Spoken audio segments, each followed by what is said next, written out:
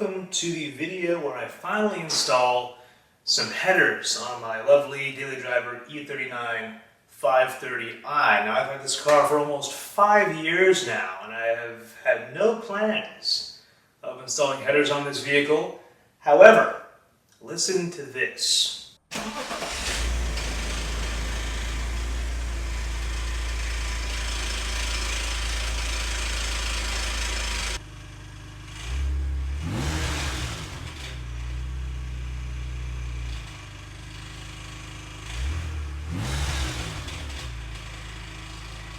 Yeah, so what you're hearing over there are the catalytic converters rattling internally. So I guess they're built into the headers of the stock M54 headers.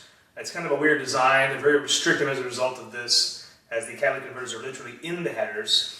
But anyways, as a result of which, over time and several heat cycles, this car has 220,000 miles and is about 24 years old. The cats have sort of broken apart from that inner part of the headers and they're rattling around freely. So the cats are probably destroyed as well. Now I've had no error codes because of this, but if I do read my live O2 sensor readings, they're all over the place, likely due to those catalytic converters kind of being in some weird form, which is not good. So the plan is to remove those and rely on my secondary cats entirely. Now, of course, this will not pass emissions in most states, so just be aware of that, or most countries for that matter. So just be aware of that. I'm taking a risk here, obviously, but I'm doing it for the benefit of this car, as it's probably not running optimally, and I've just discovered a new rock chip. And this will not be a full DIY walkthrough video, as I do believe there are several good videos out there. More an overview of my experience. However, I will be sharing a video with you guys in the description below that I thought was quite good about this guy's installation of headers on E39 as well, he did share some advice that I'll be sharing with you guys as well, especially when you're using cheap eBay headers and nothing fancy.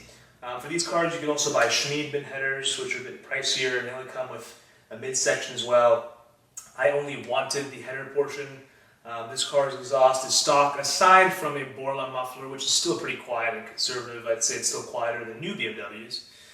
We also have to cut and weld one of the flanges. All of the M52TUs have their exhaust flanges sort of mounted in the same angle, same direction. Makes sense. For whatever reason, for M54, so when they switched from 528 to 530 to 525, they decided to angle one of the flanges the opposite direction. Couldn't tell you why. Really couldn't tell you why. So most eBay headers, which these are, actually are for M52TUs. They'll mention fitment for M54, but it's not so. At least on direct bolt up. I have been practicing welding. I'm a complete novice. I literally just started yesterday. So good enough to get two pieces of metal together with a flux core welder and a welder off Amazon, which I'll be showing you guys soon. But don't listen to me for welding advice. I'm not a welding expert by any means. And if you're not comfortable, have a shop do it. It should be pretty straightforward. Nothing too crazy. Okay. Let's get started. Oh yeah, if you like my shirt, go check it out on staindustries.com, the link in the description below, where you can find plenty of E39 merchandise like this,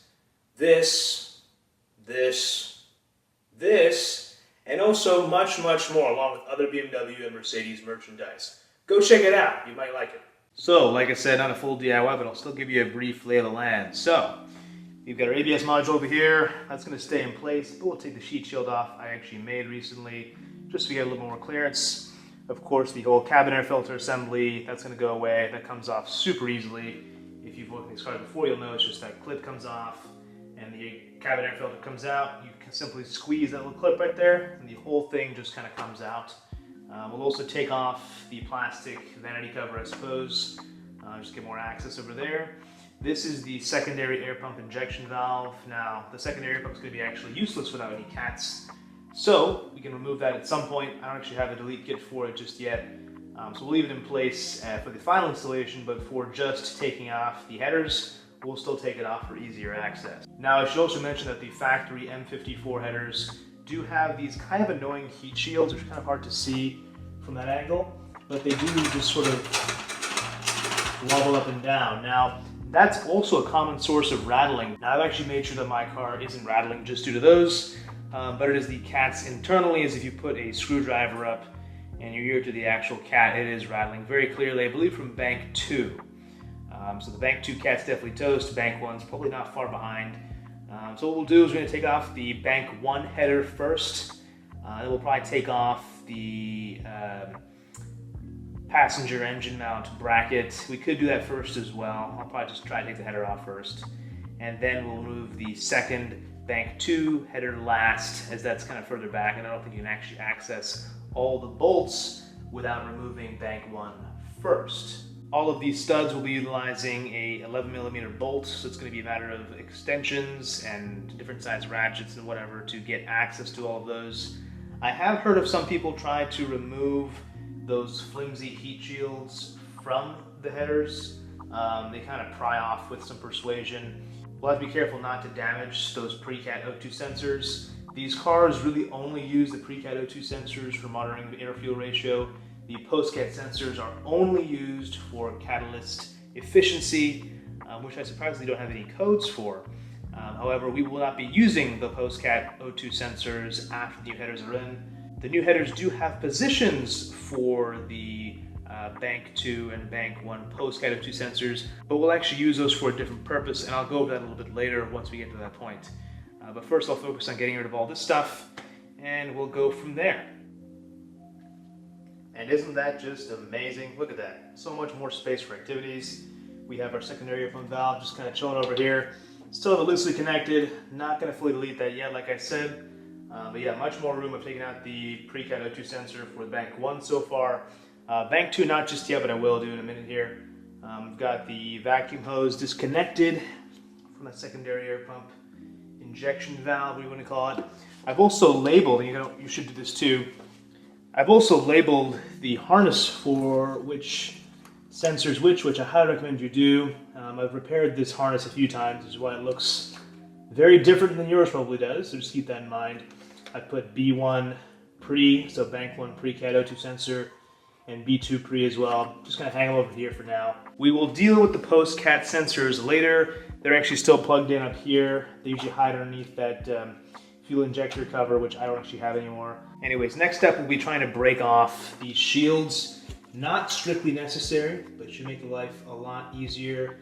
This stud is actually from the air injection valve over here. It just kind of came off with the entire nut. And that may happen for a lot of the exhaust manifold studs and nuts as well. So just keep that in the back of your head. All right, fast forward quite a bit. First step was taking off the engine mount bracket, which is super straightforward. You can see over here, all I did was disconnect the ground strap on the chassis side, 13mm nut, and then of course the 17mm that sits on top of the engine mount. And then of course you also have the 4 13mm bolts that bolt to the engine block. This is much easier on the E39 than it is on the E46, which is nice for a change. That's the beauty of having an inline 6 inside of the engine bay designed for a V8. So once you get that guy out, you're pretty much smooth sailing. Now, I did expect to be able to take out the bank 1 header pretty easily once I did that, but it would keep getting caught up on this little bracket here for the secondary air pump valve. I also removed the heat shielding. It's just some 10mm nuts. It looks like that. Super easy to access, so I figured I might as well just take it out. And it gets an extra bit of clearance. That certainly does help. But ultimately what I did is I ended up actually removing all of the nuts and studs, at least the studs that came out by themselves, for both banks, and now they're just kind of chilling over there. I've also unbolted or taken the nuts off, the 15mm nuts on the actual exhaust side. Those are out. What also may help is if I had removed the sway bar, at least the main mounts for it, it would have freed up some room, maybe able to take out the bank 1 header at least initially beforehand. But you know, at this point, they're about to come out pretty easily. I mean, they're just kind of hanging in there. There's nothing really holding them up. I do have the engine slightly lifted, obviously because you have no engine mount on this side. I have a 2x4 supporting it. Now, I didn't cut the 2x4 smaller. If I did so, it probably would have been a bit better of a fit. In fact, if I lifted the engine just a little bit higher, it probably would have cleared to get that bank 1 header out, but no matter. We'll be in good shape just by doing this. So again, like I said, this is not a full DIY, so you probably may be a bit surprised if you're trying to follow along. Watch the video, I linked in the description. That is a great DIY for this job, and the rest of it's pretty intuitive. And by intuitive, I just mean, you know, removing all this external stuff should be second nature by now if you're already tackling a job like this. Other than that, let's go ahead and take those guys out. I'm going to call it the night, and then tomorrow we'll address those. And like I said, we need to make some modifications. We'll touch on that tomorrow, though, before we actually get into it. It's only been about an hour and a half, and I've been taking my time, so really not too bad at all. In my case, it was easier to remove the headers from below the vehicle. Not exactly sure why, but I didn't kind of run into the ABS module or coolant reservoir by doing it that way. And there was just a little bit more space to do that, so that's exactly what I did. You may need to do the same thing. Listen to this. I mean, I really want to cut this thing open and like pull it apart. But yeah. All right, so before we put these new headers on, I want to go over a couple things. The major issue you're going to have is that the O2 sensors, the OEM Bosch sensors right over here, these are the pre-cat sensors I've taken out of my stock headers and already installed over here, at least temporarily. And you can see that you have 4 bungs, obviously. You have one for the pre-cat, one for the post-cat. And the post-cat ones are elongated to, I guess, fool the car into thinking it has catalytic converters by taking these sensors out of the direct stream, which is fine. However, the pre-cat sensors, you can see this one on bank 1 is actually touching, or very close at least, to the bank 2 header, which is just not going to be very good long term. You're going to go through O2 sensors like crazy because it's going to be burning up all the time. So what some people have said on forums, along with the guy in the video I just linked down below, you can actually grind these things down because the entire thing is threaded. So you cut them down to, say, about the same length as this guy over here, and you install your pre-cat sensors on the post-cat bungs once they've been modified. That'll allow you to have a lot more space if you do that way, and you won't have any issues with regard to clearance and stuff. And we'll just put these caps the headers came with on the pre-cat spots. And like I said, you will need to tune regardless to use these headers because you will not have catalytic converters. And of course, your post-cat O2 sensors will not be doing anything. We will have to cut and weld one of the flanges. You can see here, somewhat, that the flanges will be at the same or similar angle. If we go over to our stock headers, now these aren't perfectly aligned as they're kind of hard to align on the floor, but one clearly points the direction, which is this guy over here. This side for bank 2 should be the same. I believe it's going to be the bank 1 header that we do modify. And unfortunately, we will have to mock this up in the car first, which means pretty much fully installing them, maybe without torquing some stuff down. But you got to put the engine mount bracket in, etc., just to have them in the right place. At which point we can cut off the flange and re-weld it. Now, I'm not sure if I'm just going to tack it in place when the car and then take the header back out, which would be super annoying, but it may be necessary. My only hope is that because these headers are so much slimmer than the stock ones, we may have a chance of getting these guys in and out with ease without having to take out the engine mount bracket again. But there's only one way to find out, right? So we've got to try it out, mock them up, put them in there. I do have a whole set of new nuts and studs. If I were smarter, I would have gotten the later style M52, M54 studs, as those have a little Torx bit or E-Torx bit on the end, which allows you to torque them in much more easily than these. But what deterred me was that some people have said that those are more prone to snapping. And I do have some experience with that when I did the turbos on this car years ago, when I had those done, or when I did those myself rather, when I had to remove some of those Torx or E-Torx studs. A couple of them did snap, which was just painful. None of these snapped, and these are much older, the ones on the car. I think a couple are left over, so I'll probably take those out, but no big deal on that. In fact, some people actually reuse their exhaust hardware without issue. I just didn't want to take that risk considering how involved of a job this is. And I have, instead of the typical M54, M52TU gaskets, I believe these are M50 gaskets, or maybe M52 non-TU, from an E46, because these gaskets are also good quality, but they're not going to have that lame heat shield that flaps around and makes a bunch of noise like those ones do. So the plan is I'll have those, and then in substitute of the OEM heat shield, I'll make my own that kind of bolts in or goes on top of the stock or factory nuts. This way we can avoid having those non-serviceable sort of flapping gaskets, which really do suck if they do start causing you problems. I have a lot more of this type of heat shield material that I can use to do that. So that should be fine. I mean, some people don't even run any heat shields at all, but I wouldn't recommend that. I did make my own heat shield for the ABS module, which you guys have seen in a previous video. It's not on right now, obviously, but that is also a very big help. I'm gonna get started in cleaning up the mating surface. There's just some corrosion, general stuff there.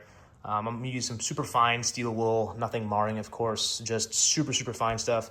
In fact, it's the same stuff I use to polish exhaust tips, so it's really not gonna cause any damage.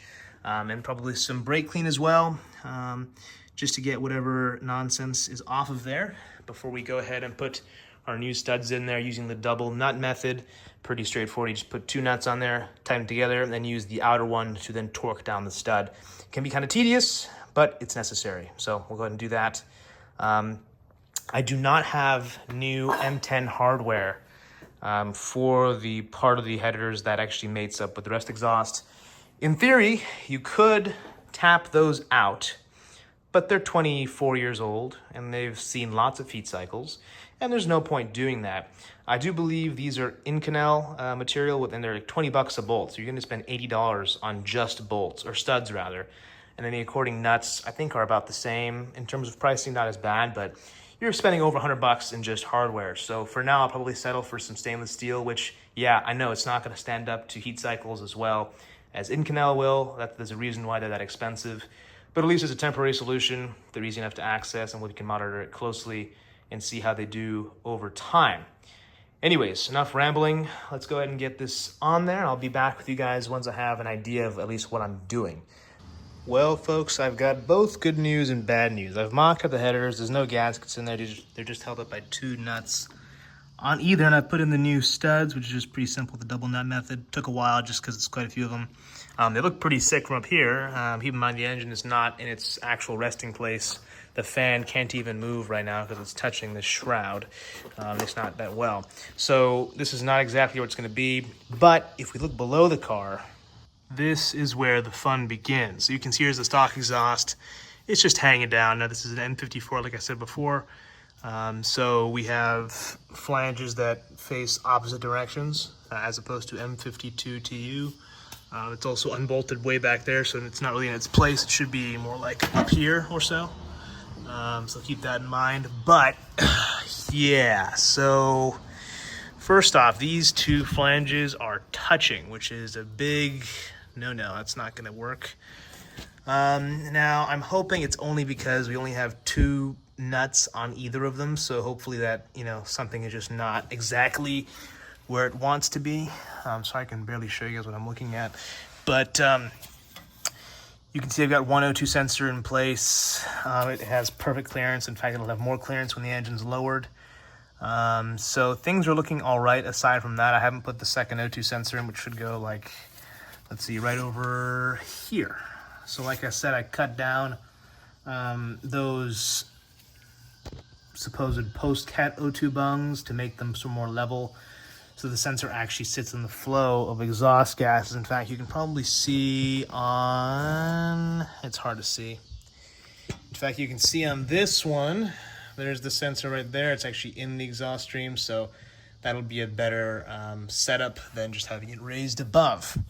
It's just a matter of cutting and welding and all that nonsense. So both are actually quite off. Now, again, this could be because the engine is slightly tilted, being lifted, only hanging on one engine mount right now. Well, not hanging, it's supported by the jack and then this 2x4. Yeah, we'll see how it goes. And, best case scenario, it is not as far off as I think it is. And then I can actually try to cut and weld it just a little bit. Or I can get some sort of clamp in there temporarily. Worst case scenario, I drive with open headers to an exhaust shop and they charge me several $100s to get this figured out. Also, if you do cut these bungs, you want to make sure it's as flat as possible, because you want to make sure your crush washer on the O2 sensor actually does meet up properly. I got it pretty close. I'm not sure if it's perfect. So what I may do is just run them and see if it leaks. And if it leaks, I'll put an extra crush washer. Because these O2 sensors have been used before. Obviously, they're not that old, but that crush washer on the sensor has been used. So I'm not sure if it's going to be the best sealing surface. You're going to want then, I guess, more than at least 4 M18 crush washers or copper sealing gaskets. And if you'd like, you can put a little bit of some copper exhaust RTV Although, you know, I'm not really sure the longevity or recommended sort of usage for that. I don't really typically use those. I have seen that some people like to put some sort of copper RTV on the actual exhaust manifold gasket, so I might do a little bit on both sides, just to make up for any imperfections in the actual machining, because they're not high quality headers, like I said, so I'm a little bit skeptical of the quality of sealing of just the flanges themselves. We're using OEM gaskets, but that may not be enough to fully seal everything, so just to be on the safe side, I might do a little bit of that, just thinly apply some just to have it on there. I don't think it's going to cause any harm per se, but yeah, the fun part will definitely be down here where, you know, this guy meets up with the actual exhaust. So yeah. All right, folks, well, this looks strange, doesn't it? I've cut off the ends of the actual factory exhaust, and I've put the flanges on the headers. We actually have an idea of where to go from here. You can see they're kind of all over the place. My idea is going to cut off and make this as straight as possible, cut off the bends at least, and then try to make this meet up with this as close as possible with some extra piping. We can make some pie cuts. Like I said, I've never done this before with that kind of thing, but it's a good time to practice that, I guess, and develop a new skill set. So I might do that, and at least not this second, but that's my plan. Eventually, hopefully this weekend, when I get some time off, I'll do that. We should be able to make something that kind of fits in this area perfectly fine. Short-term solution is literally this stuff over here. This is the flexible repair pipe you can buy at the auto parts store. When the exhaust is lifted, that should be pretty much perfect, and that should allow for any sort of movement that needs to happen between either header and the exhaust itself, which will at least drive the car around temporarily.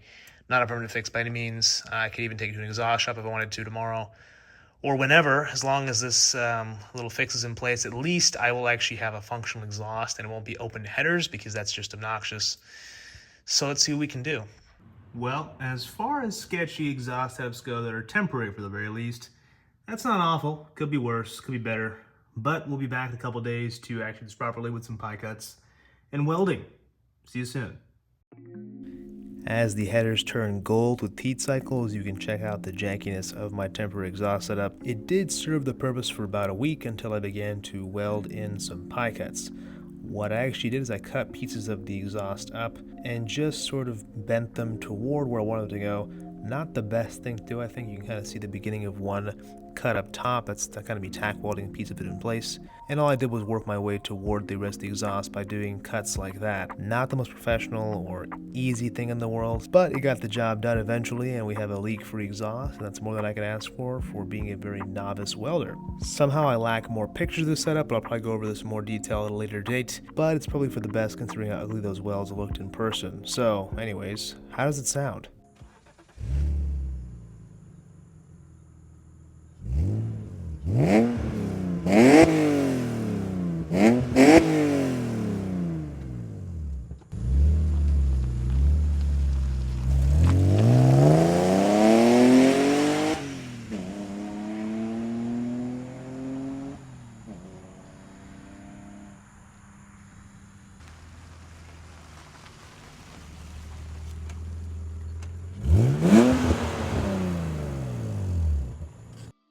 Then came time to tune the car with a KS Calibrations flash tune with an OBD2K DCAN connector, which I've used countless times to tune my E92 530i.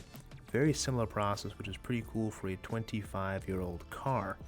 Gonna put the car with the ignition on and first get a copy of the ECU data from the tune file, just the stock tune file, so they can base it on that. You want to make sure your power is at low consumption with your headlights off and HVAC controls turned off. We will identify the ECU and download a copy of that file. Like I said, I have an MS43 in my car, being an M54B30. I believe M54B25 is the same ECU as well. I think the 528s are MS42, but it's all kind of the same sort of process to get this tune handled. Chaos Calibrations also asks that you do get a picture or a screenshot of your error code so they know what to tune out. In this case, I'm going to have lambda sensor codes, as you can imagine, with no catalytic converters. And the next step is just to download that ECU file and go ahead and email that file to Chaos Calibrations. Wait a couple days and you'll have the new file to flash onto the car. Flashing the new tune file was just as easy as getting the old one off the car. It was very, very straightforward, very simple, and honestly very much like my 3D5i flasher with MHD. Very cool to do with the car of this era. I didn't think it was possible until more recently. But overall, the tune feels fantastic. The car is much sharper. You actually have throttle response, which is really cool. I chose the linear throttle mapping, which gives it more of a cable throttle kind of feel. And that makes all the difference in the world, in my opinion. Really do enjoy it, and I would highly recommend it to anyone else doing the same thing. Anyways, guys, that's it for this video, and I will see you in the next one, hopefully with some more E39 530 stuff and some more thoughts about the headers. If you guys are curious, let me know what you want to see next.